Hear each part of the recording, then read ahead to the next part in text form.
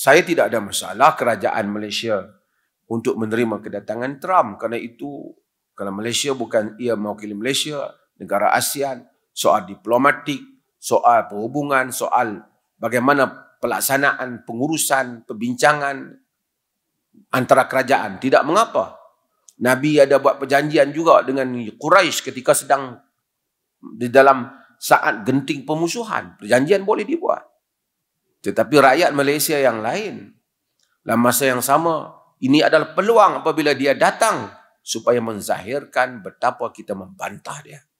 Kenyataan yang keras, perhimpunan aman, memorandum kepadanya, supaya dia tak buat kepala gila dia, everybody love me. Kan?